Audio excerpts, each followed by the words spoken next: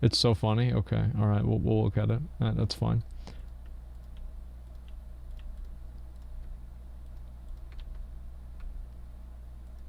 Hello, welcome back to another... Barney? Last episode, we made an everlasting friend and an eternal enemy. This episode, we take a deep dive into Zul'Farrak to uncover sacred artifacts, Godzilla copyright infringement, and party members suffering. That's actually, What's the three-headed one? That goes like... What's it called? In Godzilla? Ghidorah, yeah, of course. No, not Mothra.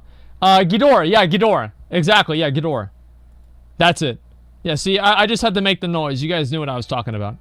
King Ghidorah. From Dunning-Kruger syndrome. This is the tale of the carrot on a stick. Our story begins in the Shimmering Flats, a desolate expanse devoid of vegetation and most other signs of life. In the Shimmering Flats, everything is white as far as the eye can see. There is round-the-clock NASCAR, and what little civilization exists is entirely dependent on fossil fuels. Whilst the average boomer sees this place as a vision of heaven, I hate this zone. In fact, seeing it become submerged underwater during the Cataclysm trailer was, for me, the highlight of 2010. And I lost my virginity that year. But I digress. The Shimmering... Okay, number one. As much as the Shimmering Flats is stupid, it is one of the best questing zones in the entire game. The Shimmering Flats is one of the only questing zones where there's not any annoying, weird, fucking contrived quest. It is one of the best questing zones in the entire fucking game. Like, if you don't do Shimmering Flats whenever you're leveling up, you are an idiot. Code Cal, thank you very much for 10 gift the community subs. I appreciate that very much, man. Thank you very much, Code Cal. Thank you, dude. Shimmering Flats is home to many goblin and gnome engineers who spend all day drinking white monster energy and racing in dangerous makeshift vehicles. Claws. Now this is pod racing. One of the gnomes, named Whizzle Brassbolts, has a level 50 quest which reads the following.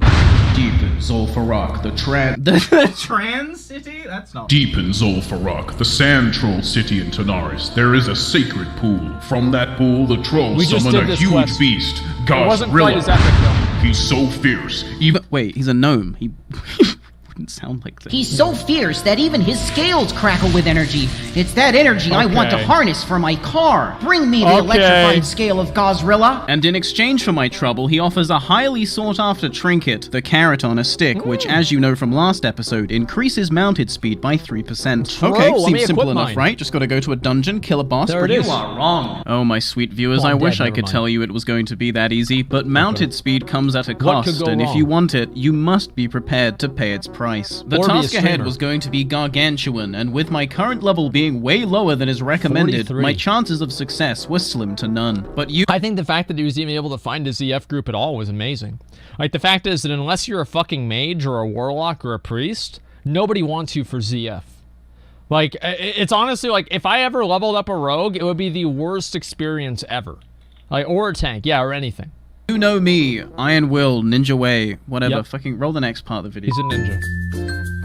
Welcome to Lordaeron, the northern part of the Eastern Kingdoms. 3 years ago, the denizens of this beautiful land lived in peace under the alliance of Lordaeron. The elves in the north were happy, the humans in the middle were happy, the dwarves to the south were happy, and the gnomes were gnomes. And then the prince became a Death Knight and killed everyone. With his mind-controlled army of the dead, Prince Arthas marched north towards the elven city of quel'serrar on a mission to seize the means of production of Sunny Delight. During the battle, a certain high elf named Sylvanus, please don't ruin my character, Windrunner, told Arthas that the skulls on his armor looked, quote, a bit gay. In response to this, Arthas tore her soul from her... No wonder he killed her.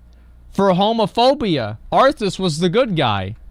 A body and turned her into a banshee. Some would argue that this was a disproportionate reaction. After wiping out the population of northern Lordaeron, Arthas' mind control would dwindle and he'd fuck off back to Northrend to cry about it. No longer mind controlled, all the undead who used to live in Lordaeron were like, oh, I guess we just go back to living here then? And so Lordaeron became home to the Forsaken, the no longer mind controlled undead army led by Sylvanus Windrunner, and they're all super pissed at Arthas. I'm sure they will forgive and forget. Did you think we had forgotten? I love this character. This is one of my favorite characters. Did you think we had forgiven? Never mind. But if we go back even further, Lordaeron was originally home to the forest trolls of the Armani Empire. For hundreds of years, the trolls did troll stuff, but then the elves arrived, and they knew magic. Discovering that the trolls were susceptible to fire, the elves pushed them south and established quel'serrar, and the trolls were pissed. But then the humans arrived, and the elves taught them magic. Discovering that the trolls were susceptible to fire, the humans pushed them east and established Lordaeron, and the trolls were pissed. Present day, the once great— You think about that, right? The trolls just spend the entire history of WoW getting fucked. I feel like they're like one of like the indigenous peoples, and you know, like you have like the colonizers that come in. They're like, no, you can't be here anymore. And then you move down. No, you can't be here anymore either. And then somehow they're just stuck in fucking ZG or something. You know, and yeah, no wonder they're fucking pissed. RXMC, thank you much for the 5. Get the community subs. I appreciate that very much, man. Thank you, dude. I love you.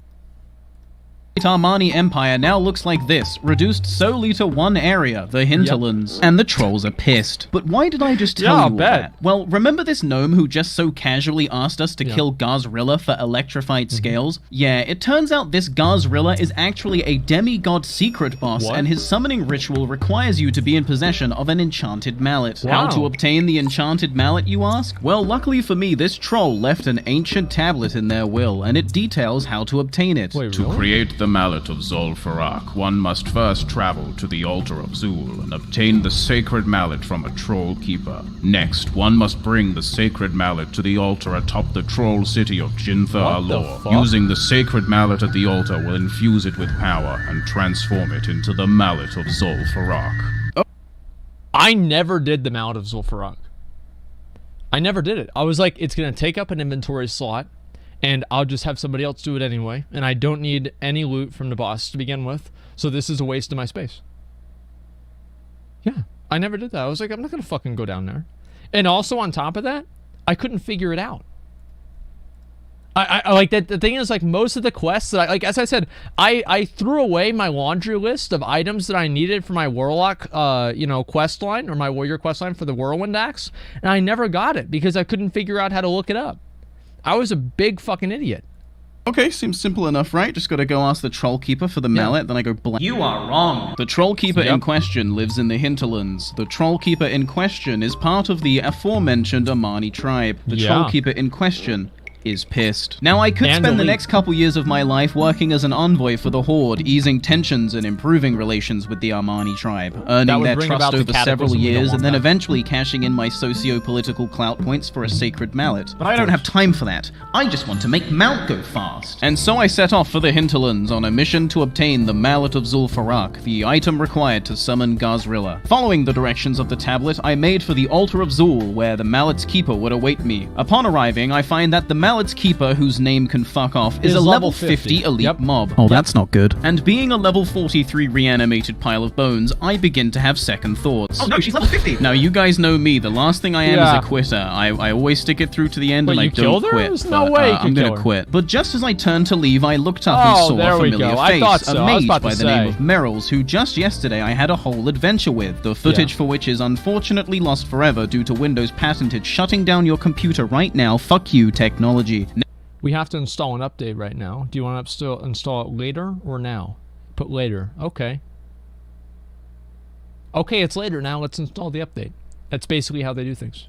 Now, Meryl's wasn't here for the same reason I was, but that didn't stop them from being a total bro and helping me anyway. Together with this random warrior, we managed to take down Fuck Off and obtain the sacred mallet. Now, we just had to bless it. The intended way of doing this is to battle your way through the troll city of Jinthar-Alor, a city littered with elite mobs that increase in level as you ascend, eventually culminating in a grand battle with the leader of the tribe, Vile Priestess Hex, who is blocking your access to the altar required to bless the sacred mallet. However, my teammates opted for the high IQ play of running in, dying, walking back to your corpse, and repeating until you reach the summit. Being the insecure rogue player that I am, do you guys remember back in the fucking beta, whenever we did this, and I kept getting killed by those rogues? But I was actually mad there. The thing is, like, I really was. I was pissed. 99% of the time, I'm never mad. But that time, I was genuine. I was mad because I was actually more mad at McConnell. I was mad at McConnell because I knew that McConnell drawing attention to it would make them do it more. And McConnell was like, oh man, they killed you again, dude. I can't believe this is happening. Oh, you died again? Oh man, dude, you're so mad right now. Just like fucking, you know, getting him up and, you know, saying all this good stuff about him, all this kind of shit. And reply back to him, I already did. So yeah, I blamed it on him that it was happening. I was more mad at McConnell than I was even at the rogues. I know it might sound ridiculous, but it's true. Simply stealthed my way to the top. God, I fucking love being a rogue. Yeah. Once there, we waited for the priestess to turn her back. Then Merrill turned the watchman into a sheep, and we scrambled to bless the mallet before the priestess turned back around. Damn, that's now, easy. with the mallet of Zul'Farrak in my possession, I was ready to find a group and start my dungeon experience. Because I had the Mallet of Zul'Farrak, finding a group was incredibly easy. Now, this might be largely unimpressive by the time the video releases, but having the Mallet at such a low level was a huge deal during the first week of the game. At the time of recording, level 43 was already incredibly ahead of the curve, so to have an item that was intended for level 50s and above pretty much made me royalty. Having the Mallet assured that everyone in the group would obtain their mounted speed trinket, and I was therefore sure this dungeon would be a happy, fun, great time enjoyed by all. I mean, that didn't happen. We already know that didn't happen. So I think that's actually kind of cool that, like, if you really want to have like a special little item or something like that, it kind of makes it a little bit more exciting, and you know, it helps you get into groups more easily. I never even thought of it as like I never thought of it from that perspective, that if you have these cool items, that because you have them, it makes it a lot easier for you to be able to get into groups. We're just 5 incredibly ahead of the curve World of Warcraft addicts. There's no way we're not mentally stable. Surely we will get through this dungeon just fine. Me and the tank met up with the Warlock just outside the dungeon, and after summoning the other DPS and the Warlock's healer girlfriend, we rode into Zul'Farrak and started our assault. Going against the norm, the very first pull of the dungeon was not made by the tank, but instead the Warlock. After we down the first pack, the tank respectfully asks the Warlock to allow him to obtain aggro first, to which the Warlock responds, "It was a non-damaging curse." Which is just... The funny thing about Classic WoW is the fact that as time has gone on, players are still as fucking stupid as they used to be. They're still just as stupid as they used to be. And nothing has changed. It's incredible. You're still aggroing the mob, but okay. The tank then pulls the second pack, and for some reason, whilst we're still fighting it, the Warlock pulls the third. Despite the overwhelming numbers, we emerge victorious, and I'm feeling optimistic about the rest of the dungeon. If we can overcome a pull like that, this dungeon should be no sweat. The Warlock's gamer girlfriend then says, "With no CC and no tank, this will be long and painful." And I just... What? It is at this point the tank asks the question on everyone's mind. You guys knew? The Warlock then despawns his DPS pet and summons his tank pet, confirming what we all suspected. But that's okay. New players are players too, and I'm sure this Warlock will learn as the dungeon progresses that the tank should be the one to pull mobs. The healer then chastises the tank for two-hand tanking, which is literally not a problem, especially not at this level. Further cementing in our heads that these two partners in crime are the worst type of moron. A moron who speaks with conviction on a subject they very clearly know nothing about. The next pull goes smoothly as the tank was able to get aggro before the Warlock. Shocking how that works. But the two warriors were very clearly still feeling the effects of the priest's last moronic idiot statement. To combat the plummeting morale at the hands of these two retards, I attempt to bolster the troops. We are doing fine and will continue to do fine. The healer then... There it is. It's no big deal.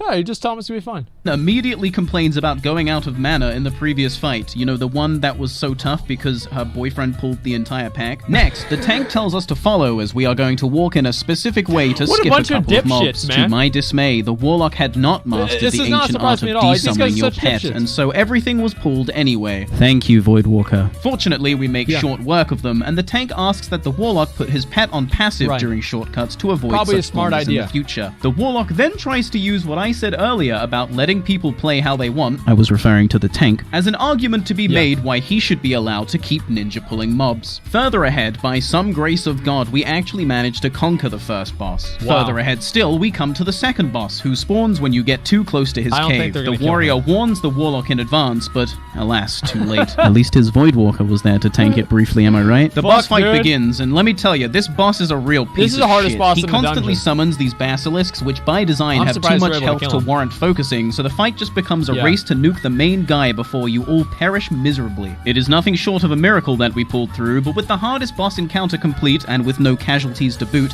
I was confident that we could take this run to the end. We proceed to the third boss where everything goes fine. Well, I mean, the Warlock did commit suicide with Hellfire, but everything went fine. As we clear the way to the next boss fight, the Okay, I want to say, like, that has never happened to me. There has never been a time where I cast Hellfire, and it turned out that I was ending up, like, aggroing a little bit too many mobs, and I killed everybody, right? That never has happened before.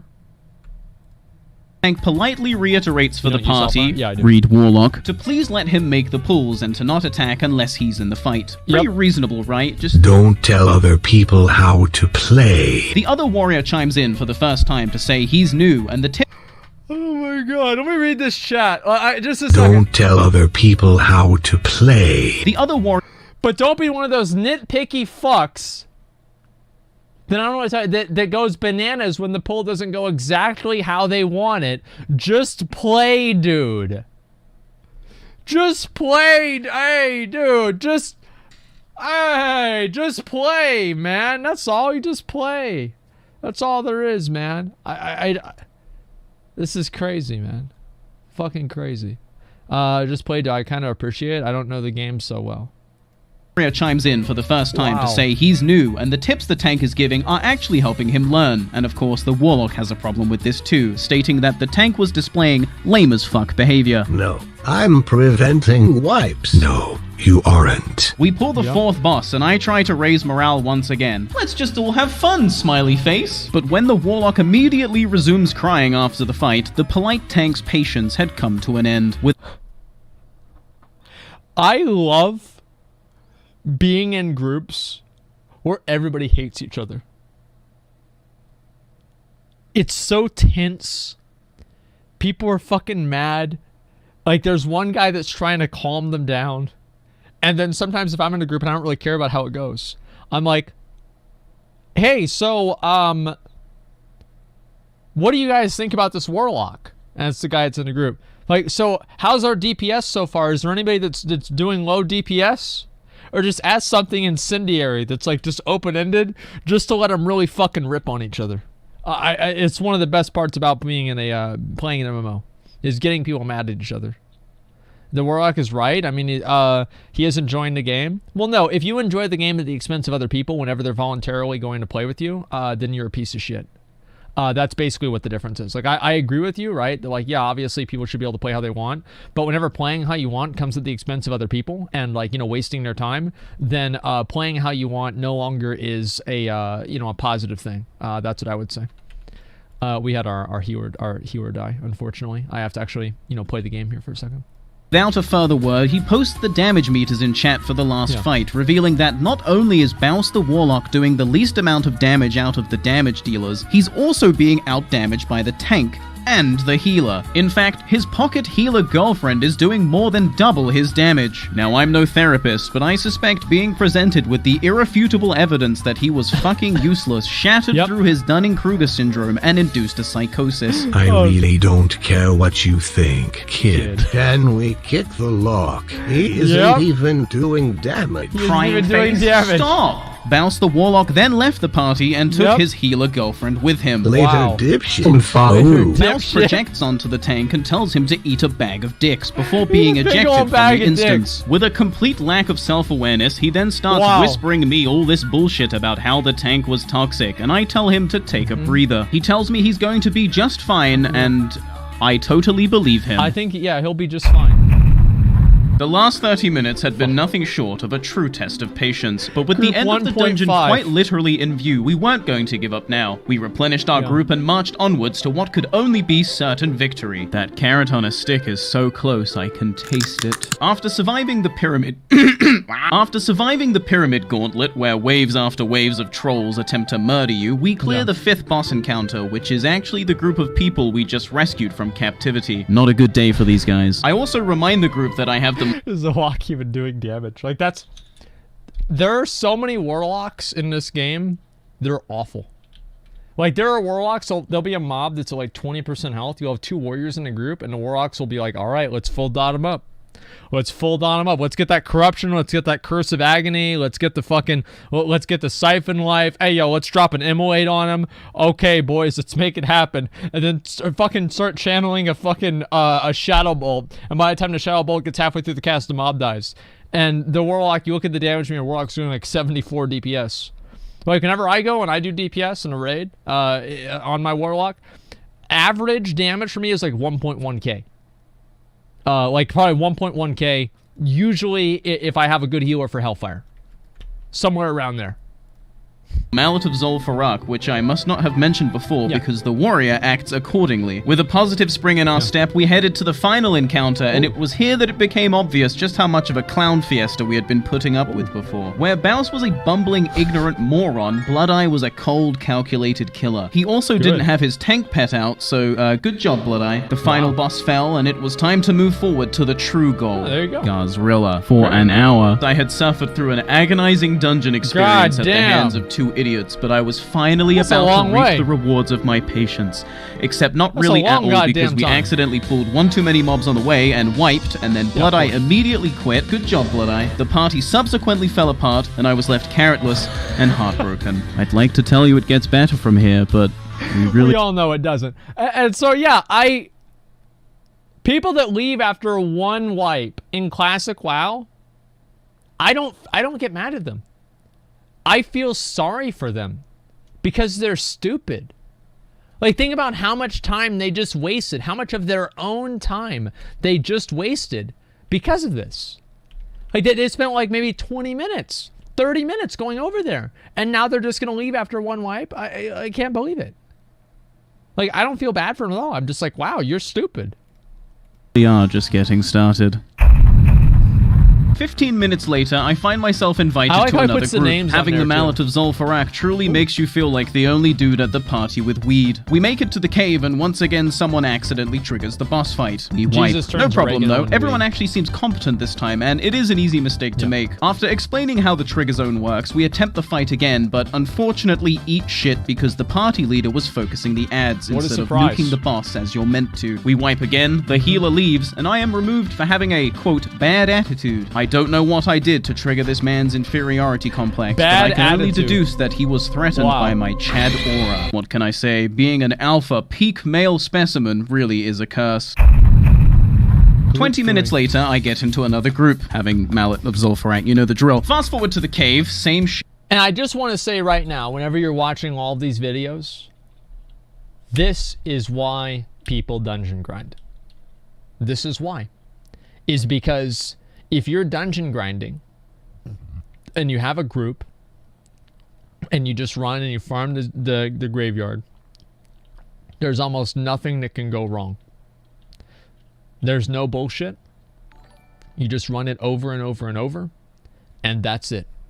That's the only reason why people dungeon grind, is they don't have to deal with this other dumbass bullshit.